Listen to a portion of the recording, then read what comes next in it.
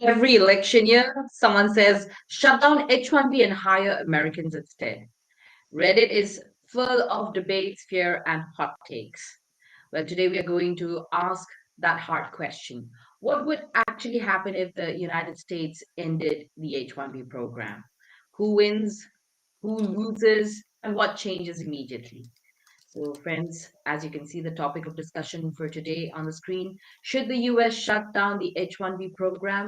What would the impact be on businesses and workers? Today, we're going to discuss on that, and we're going to have a guest join us for sure. But to keep in mind throughout this whole webinar today, I've got this important disclaimer, and that is by watching our videos, you agree and understand that the information provided by experts and attorneys, including comments and replies from users, is not legal advice. Use of information is at your own risk. So thank you so much for being here today with us here on Immigration Talk Show. I'm Nipasa. I'm going to be your host for this whole session. And don't forget to support us by subscribing to our channel on YouTube. Our handle is at Immigration Talk Show. You can also check us out on LinkedIn, Facebook, X, and on Instagram and stay connected with us. And best thing is you can also join us and be a part of the show by commenting, participating wherever you're watching us, or you can call us on the number which you can see on the screen above. The number is 425-436-6335, and the access code is 988-888. And now, without further ado, please help me welcome our guest for today, Attorney Justin Rivera from Wasden Immigration Litigation. Hi, Justin. Good to see you. Hey, good to see you. I hope you had a good, long weekend, Thanksgiving weekend, and well, so much had happened earlier also. What do you have to say? Yeah, it was nice. It was a good break. It's always tough to come back, because it's like you come back. It's the start of December. You're so close to Christmas break. Um, you just got to kind of get yourself geared up to get through the end of the year. But we're great. Our firm's doing really well. We're prepping a couple important filings and continuing to deal with our customers' issues with either FDNS or RFE responses, NOID responses, all that. We just had a great I-485 NOID that was successful. That looks like we just got the request for the medicals about 5 minutes ago on a very convoluted case where USCIS essentially accused the individual of committing fraud or misrepresentation by failing to disclose ownership interests in companies on DS-160s they had done over the past couple of years. Um, if you were familiar with the DS-160, there is no part in it that says you have to disclose ownership interests. So should have been a pretty clear-cut argument, but they utilized that as a justification to question the validity, essentially, of the I-485. So that case looks like it's going to be approved, which is awesome, because that was a lot of work by our office to get that done. And we're just taking that and any kind of other weird cases as the year comes to an end. USCIS is definitely, throwing curveballs. Their utilization of the idea of what is discretionary has made for some much more convoluted adjudications than what we've seen over the past. I also heard from another attorney actually right before we started this call that apparently the service centers, because they've now switched over to no longer accepting checks, right? So you're having to pay by ACH or credit cards. Apparently, some of the service centers are now rejecting cases that have been accepted, claiming that the ACH payments have not gone through. So that actually just started happening recently. So we'll see what's going on with that. Anyway, I'm looking forward to getting into the discussion today. Same here, but I think how can we not talk about the DC shooting, right? What do you have to say about that one also? I mean, now that we hear, the policies are going to be affected for sure, and how do you think, national security policies are going to be moving forward from here on?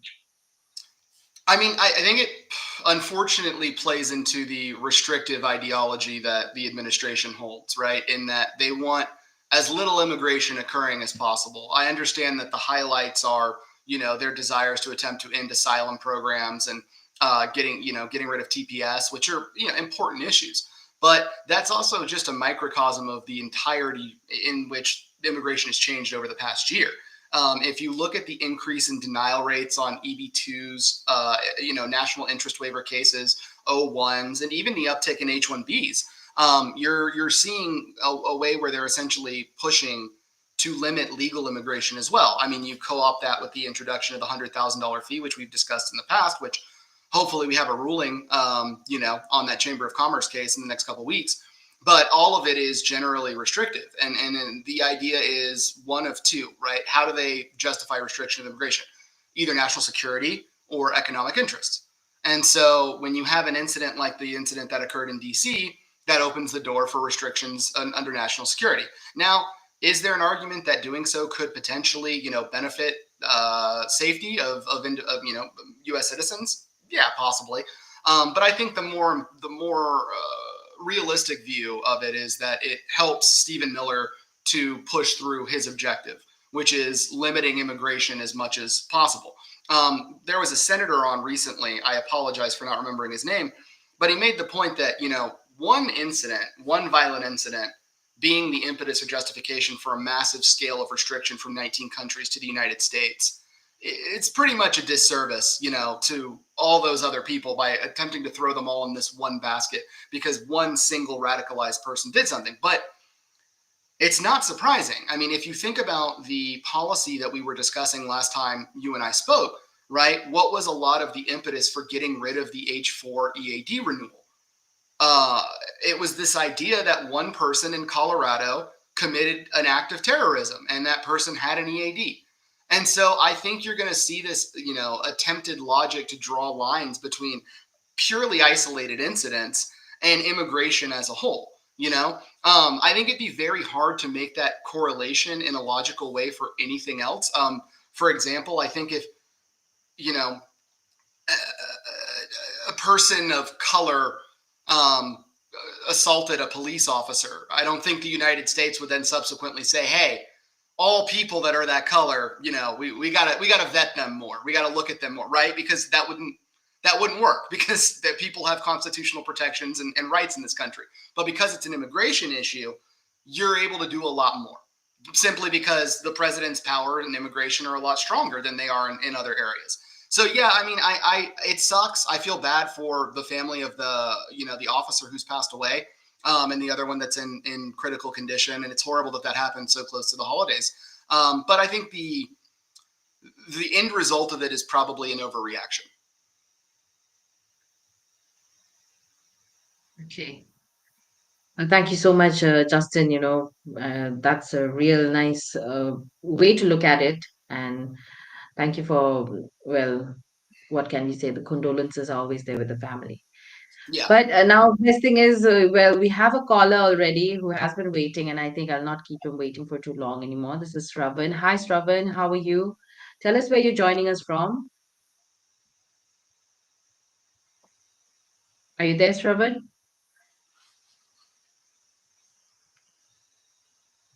Okay, I think he will try to connect back.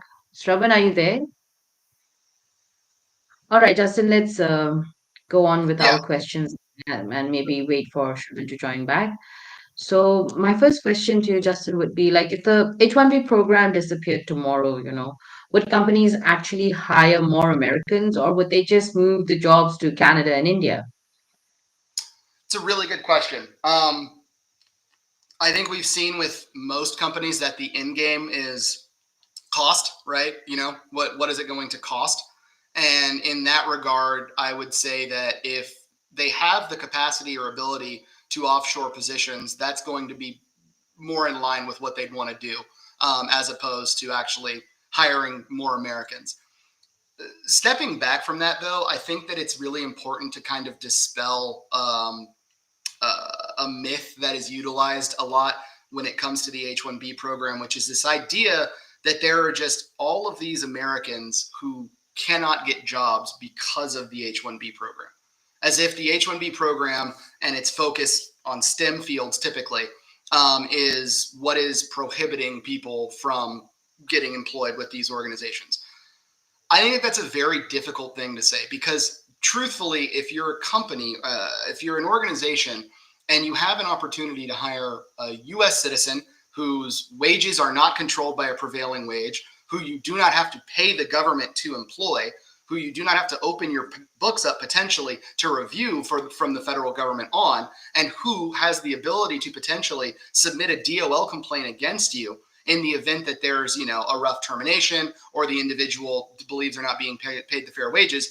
If there's an opportunity to employ a U.S. citizen instead, I believe a lot of companies would side with just hiring a U.S. citizen. I think the problem is there's a lack, and it has been said by people, and I know that individuals get mad about it when it's said, but I mean, Vivek Ramaswamy even made the point.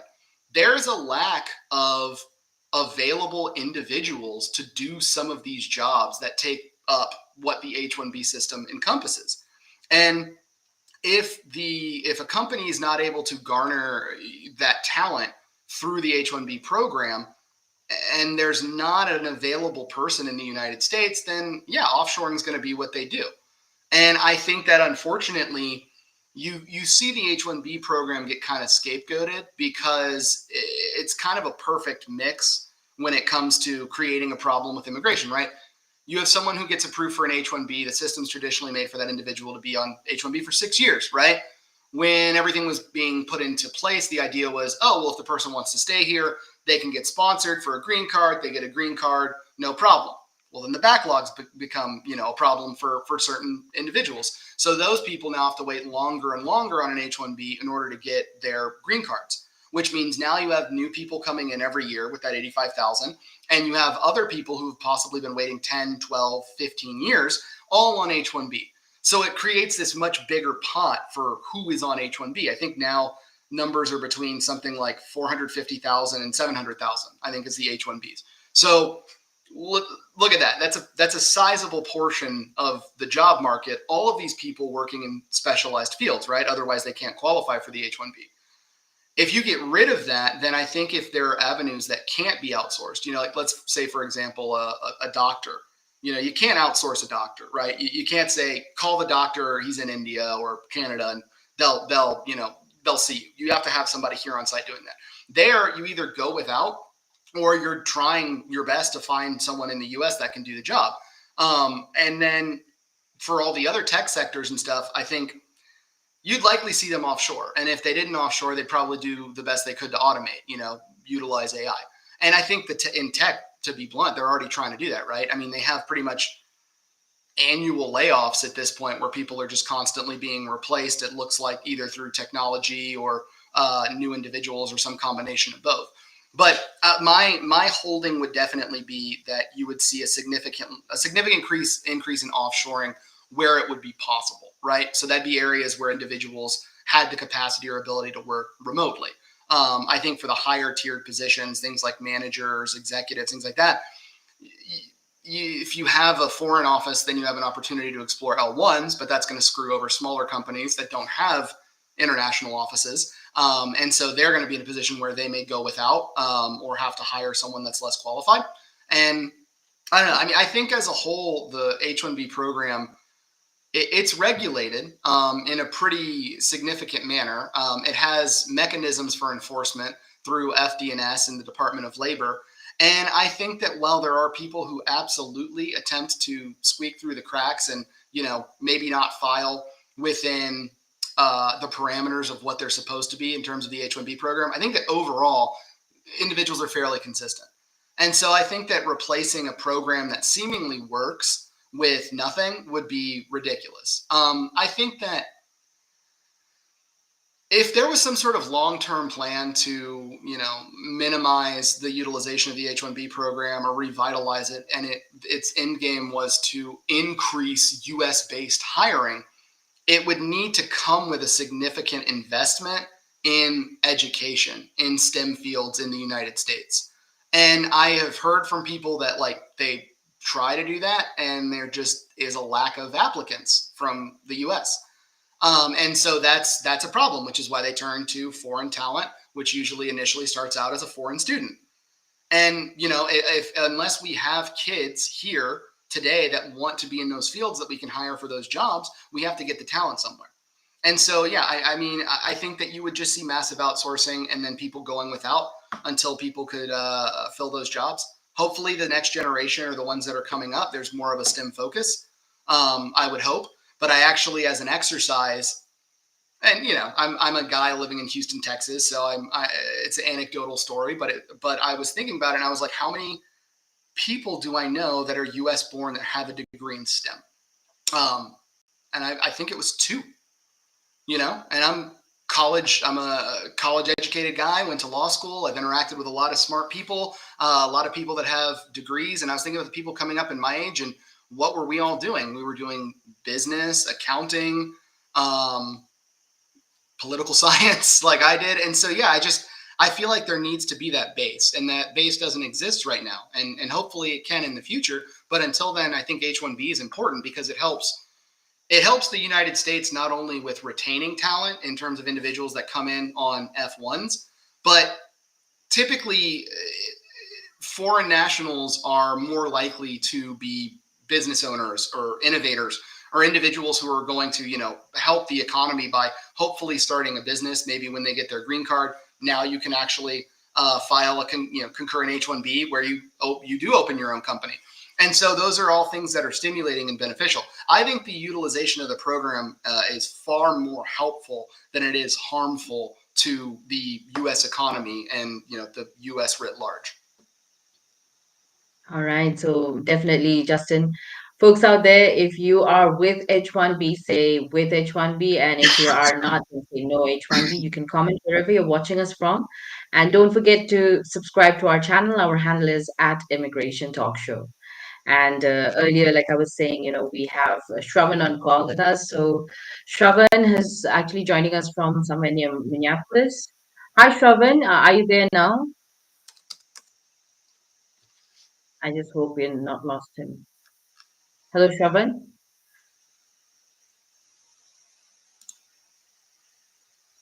Hello, are you there, Shravan?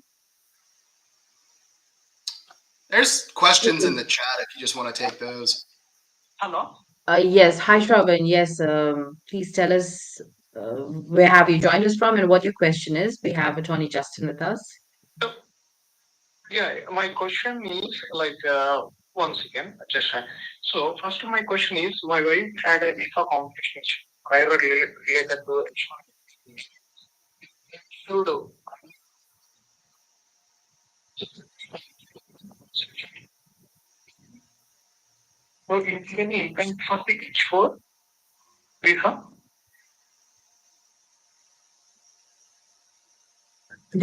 Justin, were you able to get the question?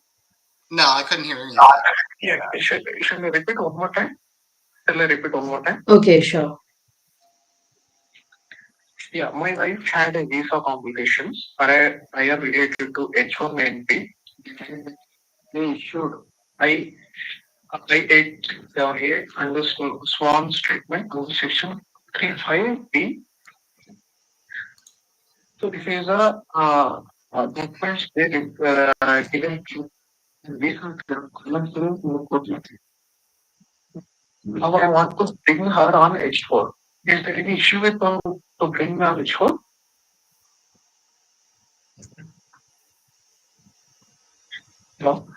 Um, So was she denied?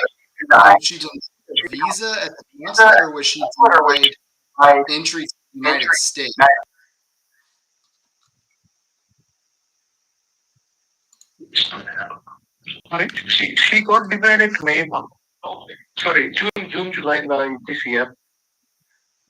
in the month of June or Okay, July, she was denied.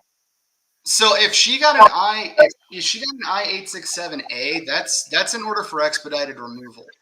So an order for expedited removal typically carries with it a 5-year ban to reentry to the United States, and that says nothing of the fact of the basis of the visa refusal. I mean the entry refusal. So yeah, I think that if you're it, what wants to bring his wife on H4, currently amendment in progress for location change to California. Can we apply for H4? So your wife, if she has an expedited removal order that was just issued in July of this year, she has a 5-year reentry.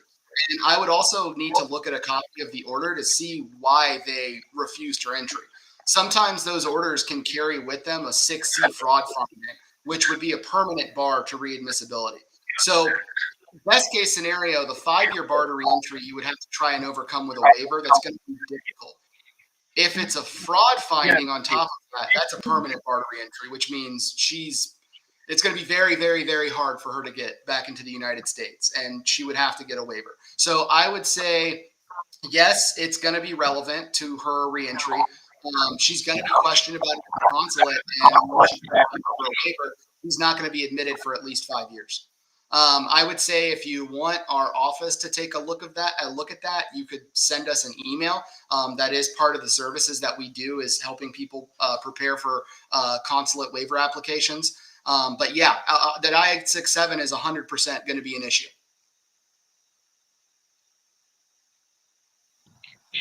Okay, Shravan, I hope you got your answer. She got employee issue. Because they're saying employer is not eligible. So to the reason yes, visa got cancelled. They say common different visa. But I'm asked is an issue with an expert. One more question is so my job location is asked while I'm entering to the on H1B in different employee in US. So later on I got a one more new opportunity. So I switched to California. The amendment got included.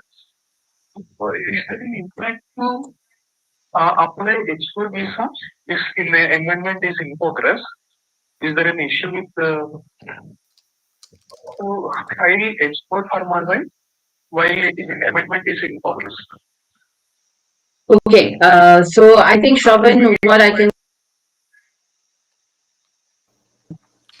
Hi, Shravan. I hope that you can hear us. We can't hear you so well, actually. So, what I would like you to do is email us, please. And you can email me at nipa@staffingly.com or WhatsApp me where you have already WhatsApped me.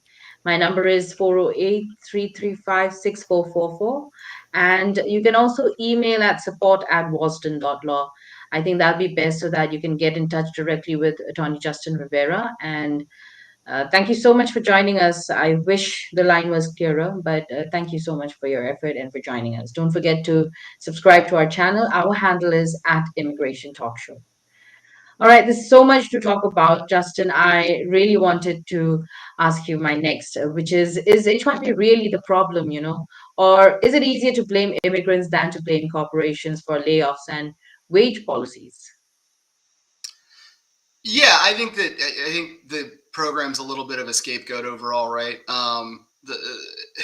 What's been happening over the past couple of years is you have an issue where the economy, by the traditional standards of viewing the stock market, is doing well, but people individually, individuals feel like things aren't going well because things cost more, wage increases are not keeping up with inflation, and that's something that predates this administration. I mean, I don't think that this administration has done anything to help in that regard, but it is something that has happened for more than just the past year.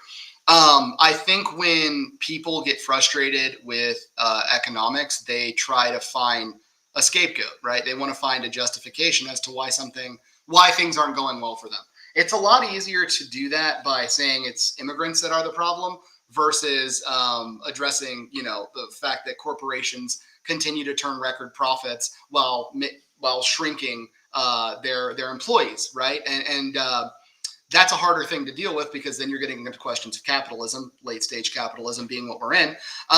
So yeah, I think the easier solution there is to say like, well, if there were less immigrants, there'd be more jobs. But as we talked about with the previous question, it's a significantly more complex issue than that because the issue, truthfully, is supply. What is the supply for these positions? And if there's a supply that exists, and I don't know that, you know what? You're welcome to email me and say, you're dumb, Justin. Here's the fact. These are all these grads that just came out in STEM fields that are US born that can't find jobs. Put that data in front of me and I'll say, okay, maybe there's a little bit of a point to that. That's not what I understand about the program. Now, I think that the H-1B, it's something that unless you have an understanding of the nuances of it's very easy to just say that's a cheap labor program that lets people come into the United States and work jobs that should go to people that make 30,000 or 40,000 more dollars. But maybe that was the case 10 years ago. I'm telling you this. After the first Trump administration, it's really not the case. I mean, even if you're filing low-level wages at this point for software developers or computer systems analysts, unless you're putting them in like Wyoming or places with low prevailing wages, those people are getting paid 80, 90, 100K. File anything in California for somebody and they're going to make six figures by default.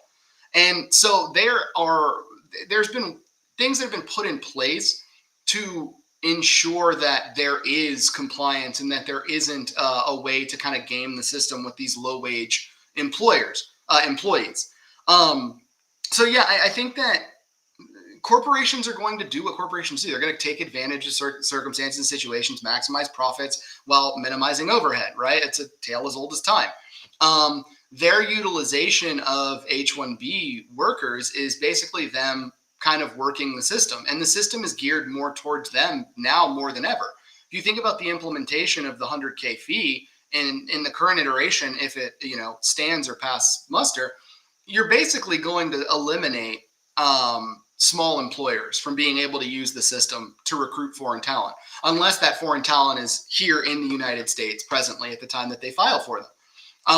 It's just going to be too difficult for a company that maybe is a startup or has existed for 4 or 5 years to eat 100K fee on top of all the fees they're paying to USCIS already.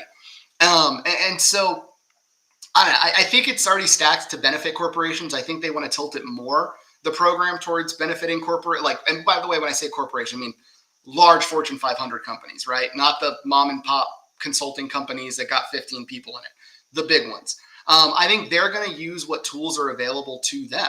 But at the end of the day, if you get rid of that program, the H-1B program, I really don't believe you would see all these companies then turn around and say, well, I guess we're going to pay a bunch of kids fresh out of college, $150,000 a year. Because if they would, they probably already went and got them. They've already gotten that talent. So yeah, I think that it is easier to blame immigration because there's an element of control to immigration, right? The U.S. government actually can set and create policies. Now, conversely, could they set policies on limiting the number of H-1B employees companies have? I don't know. Is that something they'd want to explore? I'm not sure. But I know it's something that they're never going to bother to bring up because at the end of the day, corporations are benefiting from the program. And so, yeah, it'll be utilized as a scapegoat. And it's been utilized as a scapegoat for almost the entirety of my practice period. There you go. Thank you so much, Justin, for taking that up. And I would really like to say hi to Haley Rose. Then we have Sumit Kumar, Sid Mohan. Thank you so much for your questions. Let's quickly pick up Haley's question, please. And she's saying lawmakers are discussing alternatives to the H-1B program. What realistic policy options are being considered, and how might they balance business needs with immigration concerns? It's really hard because there are every year, almost it feels, there's some sort of bill that's put forth that's supposed to reshape or make an alteration to immigration. It never passes. And the truth of the matter is because it's become so polarizing that it's very difficult for either party to reach a level of consensus on anything that's not broad. Really overarching broad strokes like giving lots of money to DHS or us allocating funds to USCIS or raising fees on stuff. Those are things that everyone can agree on because it's just kind of throwing money in a hat. It's broad. The more nuanced sort of changes to immigration never seemingly come to pass, just to be blunt with you. I've heard since 2016 about the idea that they were going to fix the visa backlog. And nothing's changed, right? We're all still dealing with the exact same problem. And I think a big issue about the H-1B program is the visa backlog. Because the fact of the matter is that if a lot of these people transition to green cards when they should be able to, then we wouldn't be having discussions about H-1B because there wouldn't be this level of saturation in the market. Because people wouldn't have to wait 15 or 16 years to get to get a green card. And so I think that's a big problem. And when you start talking about that, you start going backwards and saying, okay, well, why is there a green card backlog? What can be done to fix the backlog? Proposals get put up and shot down immediately. There are bills that come out, like I said, almost every year that are basically torpedoed, dead on arrival, because one party is going to say that the other party is screwing over U.S. citizens by allowing more people to have green cards, without the understanding that, well, that would actually cut down the amount of people that are on H-1Bs year to year. So I think until you deal with the backlog, you have the H-1B issue. And then the H-1B issue being what it is, it's what are the alternatives to the program? I mean, you see the alternative visa issues that exist, right? You have your TNs for Mexico and Canada. You have your L1s. You have your E3s for Australians, which are literally just H-1Bs. And all of those options are outside of the L1 and the O, specific to where the individual is coming from. I don't think the H-1B program is something that they would remove. I think that they would love to revise it as much as possible. And those revisions would be borne out in, increasing wages as much as possible, increasing vetting as much as possible. And then, in my personal opinion, ensuring that H-1Bs only go to the companies that are really high up politically. I'm trying to find a nice way to say that. The ones that donate the most to a certain person's campaign.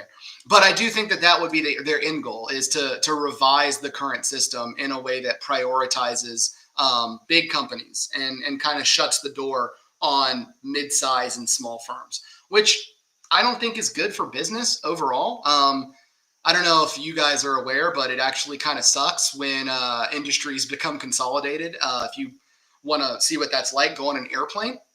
So we can remind ourselves that, when mergers continue to happen and competition doesn't exist, kind of runs counter to capitalism.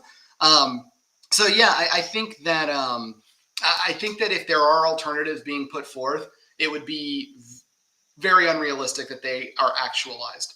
I would be surprised if they were. I think what you're going to see is, and I think you've continued to see it with, for example, their desire to change the visa lottery, the H-1B lottery, with how they allocate it based on a level 1 through 4 wage. I think they're wanting to drive up the cost to be a part of it, to drive down participation, and kind of shut the door on certain organizations. I really would be surprised if an alternative to the H-1B was created. That's for sure.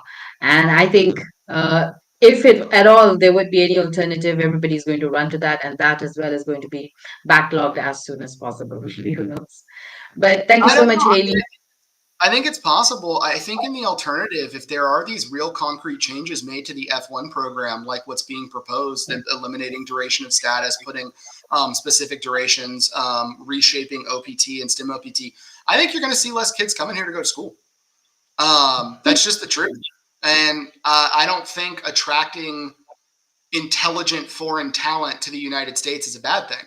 But the fact of the matter is if you're a kid, and look, I'll be honest with you, if I was a 16 or 17-year-old kid from another country and I've seen what the United States immigration has looked like for the past year, I don't know if going to Stanford or Harvard is going to be worth it. I genuinely don't know. I at this point, it probably still is, because of the importance of those degrees and the credibility that they give an individual. But I also know that, if I'm that foreign national kid and I think, hey, maybe Canada's a little bit better, which I don't know if it is, or, maybe Australia is better now just because they give you more opportunities and less restrictions, then maybe I should go there instead. I think that, we're in year 1 of this administration, and there's already been significant changes. And I think that you're going to only see that continue. I mean, they're going to be emboldened to try to enact as much change to immigration as they possibly can. So those changes are going to be long lasting. I remember telling people after Trump left office and Biden came in, they were like, oh, everything's going to be great now. It's going to be 99% approval ratings. I said, yeah, I mean, it'll be better because the cases will be more properly adjudicated, but it's going to take a long time to undo the policies that were put in place during that previous administration. We're going to see that here, regardless of what happens in with the next administration. So, yeah, I don't know. I don't know what foreign enrollment's going to look like. I know it's down this year. I've already seen statistically foreign enrollment is down. Colleges are pissed, obviously, because that's money that they're now losing. And that's probably something that's going to continue over the next few years. Yes, for sure. Thank you so much, Justin, for taking that up. And Haley, thank you so much for joining us. I hope you got your answer, and you can keep commenting if you have any more point of views to share as well. And do follow us on Immigration Talk Show at Immigration Talk Show on YouTube, and also check us out on LinkedIn, Facebook, and Instagram, and on X as well. Then we have Sumit Kumar saying, I have an H-1B approval, but I'm still outside the US waiting to travel. If the program is restricted or shut down, will I lose my chance to enter and start working? So if you have an H-1B approval and it's for this year and you were approved on 10/1, I'm not really sure what you're doing outside of the US still. I probably would get a visa and come in because, for one thing, I have already been told by people that there's now starting to be like significant questioning at the consulate if people are outside the United States for a significant period of time as to whether or not the job offer remains valid. The idea being we need this person in the U.S. We're going to have them come in as quickly as possible. So I think entering would be a priority. I would probably say you should try to get here by the beginning of next year. Otherwise, you're going to have something that's 3 months old, and I think you're going to see questions by the consulate and by CBP when you're coming in. Um, in terms of restrictions on the program, those restrictions that they're now putting forth are mostly tied to the 100K fee, which is supposed to be due with the petition. So, I mean, after you've been approved, you're kind of through the looking glass. You're not having to deal with that. So, yeah, I would try to come in sooner rather than later. I think if you have an H-1B and you haven't activated it, the longer you take, the higher the probability that you're going to face issues at the consulate. And if you face it, I'm going to be blunt with you guys. I've seen this year a sort of shift starting with employers where they're kind of done with this. If you get a 221G and it's been 3 months and you're not here, they're firing you. They're just saying, we're done. We're going to move on. We'll find someone else that's here in the United States. 221Gs are way up, okay? 221Gs are being put out for pretty much anything under the sun. The consulate has honestly moved itself more towards this idea of being a secondary adjudicator of an H-1B petition, as opposed to its previous desired purpose, which was like reviewing the authenticity of the case for like fraud or misrepresentation. I've seen a lot more people get 221Gs where they're basically being told, you got to provide all of your docs related to your project, or who's your in-client supervisor, what's their name and phone number, so that we can call them or forward the case to FDNS so FDNS can verify the authenticity of it. And I think the longer you remain outside the United States, the higher the probability exists that you're going to be put in that circumstance. So I think, yeah, I would prepare to enter in the next month. And if you don't enter and your H-1B is stale, meaning 4, 5, 6 months without an initial entry, good luck getting in. I think you're going to have a hard time. Well, all the best, Sumit, and come to the US. I don't know what are you doing, where you are, but thank you so much, Justin, for taking that up. Mm. And my next question, Justin, what happens to the 200,000 international students graduating every year if H-1B disappears? Do they leave, or does America lose future innovators? I think you're going to see a brain drain. Honestly, I think if policies remain the way they are, you'll see an exodus. Those 80K a year that exists, it's going to be for kids that are, they've got their bachelor's degree. Some of them come with their bachelor's already and get a master's degree. They take cracks at the lottery, right? Usually during their graduation year while they're on OPT, and then STEM OPT, and then you get those 3 years. And if you're not picked up and approved, you're usually in trouble. You usually have to leave or transition to another status. I know that there are a small percentage of the so-called forever students who get a second master's or get a PhD or, do what they can to get more cracks in the lottery and remain in the United States. I think by and large, you have like that 3-year window. The H-1B visa is truly a recruitment mechanism for F1 status, right? Because it presents a legitimate path to employment, but also a green card, right? And H-1B is a dual intent visa. Once you secure that H-1B, you no longer have to worry about immigrant intent. It's anticipated. And as the laws were drawn up, encouraged, because the goal was it's a pipeline. You get these talented foreign nationals into the United States on F1. You move them into H-1B as they get their STEM master's degree. You keep them in the U.S. on H-1B until they transition to their green card. And like I said, it's a pipeline. You keep them here. You keep their intelligence, their know-how, but also their tax dollars. Their abilities to stimulate the economy. And those were seen until not that long ago as beneficial. And so now, when you look at it and you think, okay, if we want to remove that system or cut down on that system, what is the economic impact? I think the economic impact is colossal.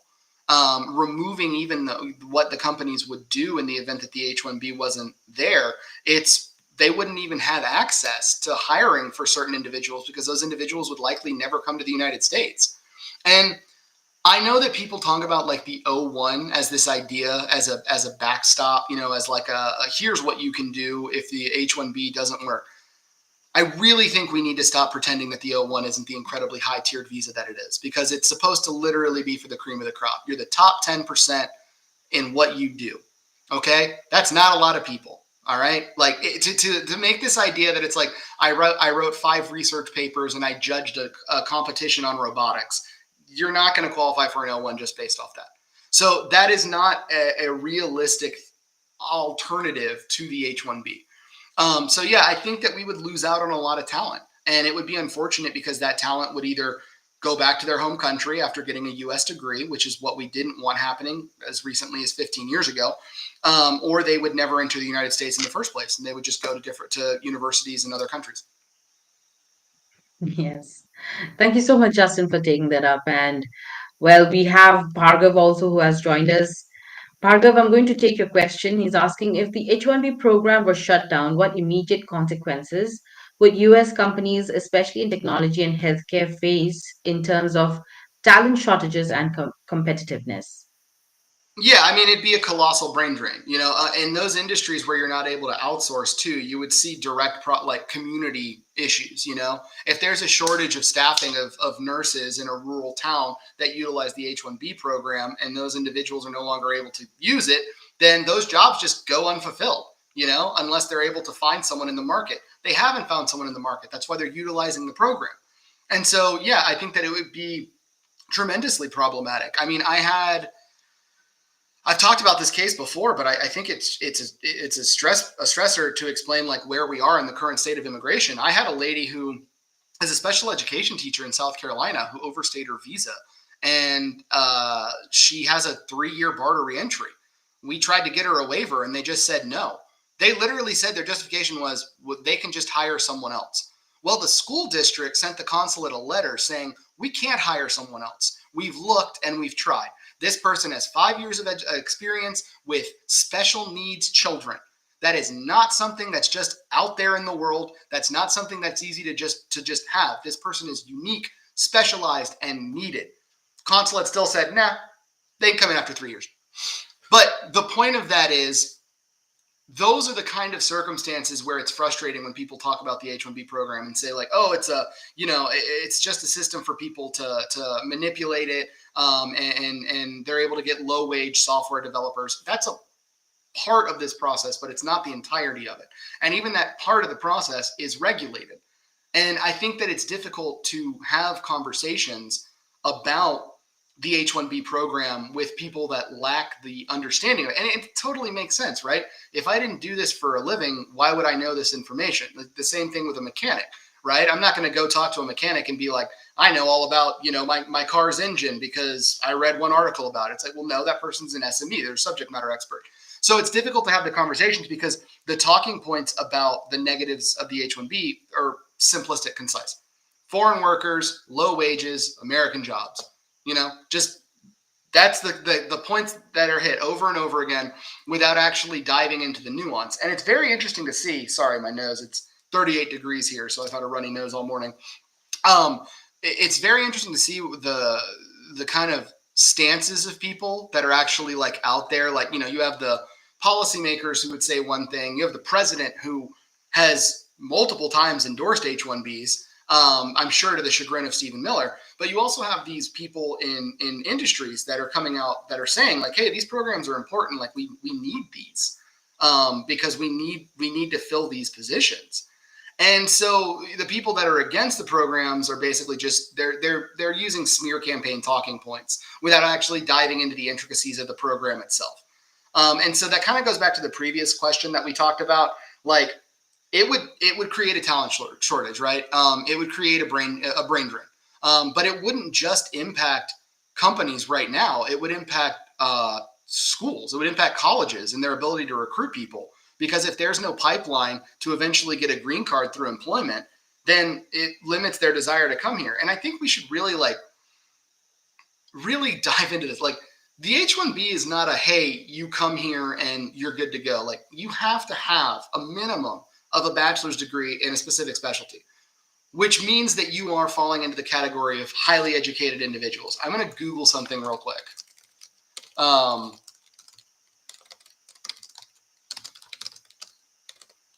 I just want to see. Okay.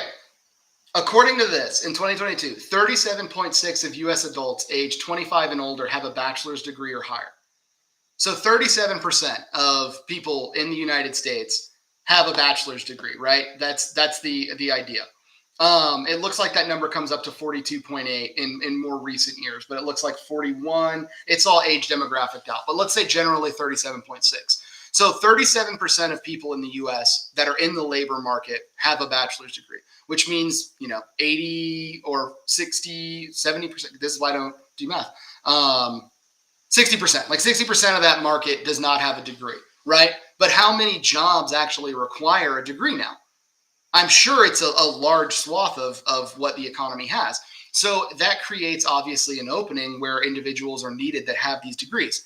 Enter individuals from the H-1B program. So if you remove those individuals from the program, unless we drastically increase the number of individuals who are obtaining bachelor's degrees or higher, you're not going to be able to fill those positions, which means they'll get eliminated, the work will be allocated to someone else, or they'll be outsourced. Yes, for sure. And it's pretty harsh. I mean, the thing you just shared about, I mean, it's a specialty occupation after all, and knowing how to treat special kids, that's an experience not everybody has, and definitely was very harsh. And that person was needed. So I'm sure like there's so many other jobs also where people are actually needed, and that's why we have this program, right? If it was Mhm. not required, then it would always be filled by so many others already here. Yeah, So and that's that's what frustrates me when you wrap the H-1B program into all immigration. Like this is not asylum, it's not temporary protective status. These are educated professionals who overall overwhelmingly benefit the United States. And to just kind of roll them all into one bucket, it's ridiculous. Anyway, we don't have much time left, so we can get to one or two more questions. sure, yes. We have a question already on the screen by Sumit. I have an H-1B approval, but I'm still outside the US. We already took this actually in control, so thank you so much. And Justin, there's so much to talk about, but I think since we don't have much time, uh, what should what would you like to say? So should the US shut down the H-1B program? And I mean, generally, it's going to impact a lot of businesses, like you already said. The Yeah, I don't think it's going to happen. It's not. I don't think it's going to happen. I think that you'll see a more restricted program, obviously, over the next couple of years. But I think for the program will remain. Will it remain a talking point? A negative talking point? Yes, because the fact of the matter is, like I said earlier, the idea of being against it is pretty simplistic. We just don't want foreign workers, right? They're stealing U.S. jobs. That's a tale as old as time, right? That anti-immigration rhetoric is something that's been around, been pervasive since I think going as far back as the 1950s, 40s, maybe even further back to Chinese immigrants coming in and stealing, railroad worker jobs or whatever. So that's always going to be a hot button talking point. But like we've talked about, when you dig into the minutia of it, there's a need. And where there's a need, there's going to exist a program, right? Until there is a removal of that need, meaning that there are more STEM-based US-born individuals, then there's going to continue to be a need for foreign talent. My youngest son had a heart condition, but thank God we got it taken care of. But what was really interesting was the doctors that treated him at Texas Children's Hospital here in Houston. His surgeon was British, and his primary doctor was Indian. That's very nice. All immigrants again. Yeah, and again, providing highly skilled services. That it's not. I promise you, Texas Children wasn't just like, we don't want to hire Americans to do this job. No, it's we want the best talent we can get in the world. We have an individual from India that fits in that category. We have an individual from Britain that falls into that category, and that's it. And it allows the United States to remain competitive and at the not even competitive at the absolute cutting edge from a technological standpoint, from a healthcare standpoint, with AI, all of that stuff. And so, yeah, I mean, what I would leave it with is the H-1B program is a massively beneficial tool for the United States. It should remain a massively beneficial tool for the United States. And if you have any problems with it, go through the proper procedures. Utilize FD&S to investigate companies that you think aren't using the system properly, rather than just thinking that you can destroy the entire system itself and lose all the benefits that it's given you. Sure, sure. But what if the H-1B really ended? What do you think America would become more competitive? Or do you think the world's innovation is simply going to happen somewhere else, not America No, I mean anymore? you would just have a circumstance where people wouldn't want to come to this country as much anymore. I mean, that's really what it would be. You would literally have a drain on immigration. And if you fall into that category of saying, "Cool, that's great. We need less immigrants," then you also need to be cognizant of the fact that what immigrants contribute to societies.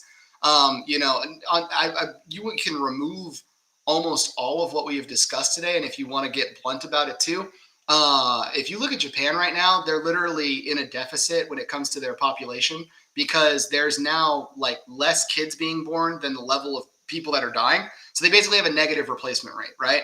What helps with that is immigration because usually you bring in over people that are young. Those people have families. The H-1B program is for young, educated people to come to the United States. Usually they're going to come here and they're going to pay their taxes. They're going to buy homes. They're going to have families that they're going to enroll in schools that are probably going to go to US colleges. And so all of that should be seen as beneficial.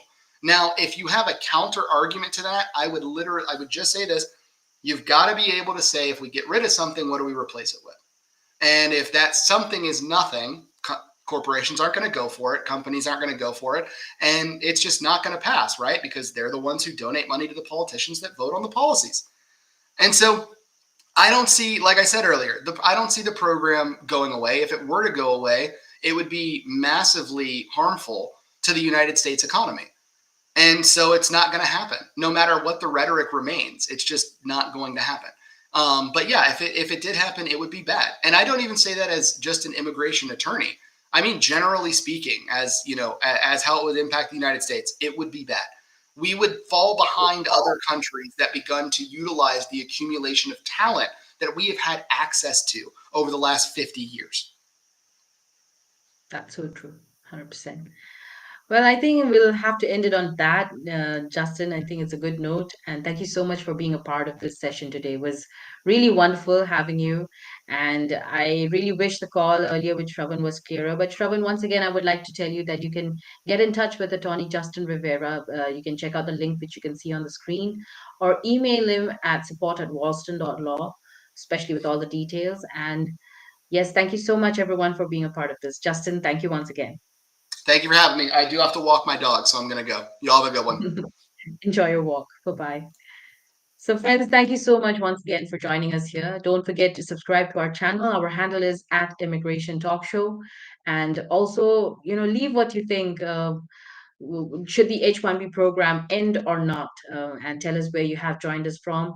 Would be lovely to get to know you as well. And you can keep commenting wherever you're watching, or also get in touch with me. You can call me on my WhatsApp number or WhatsApp me on my number that is 408-335-6444, or you can email me at nipa@staffingly.com.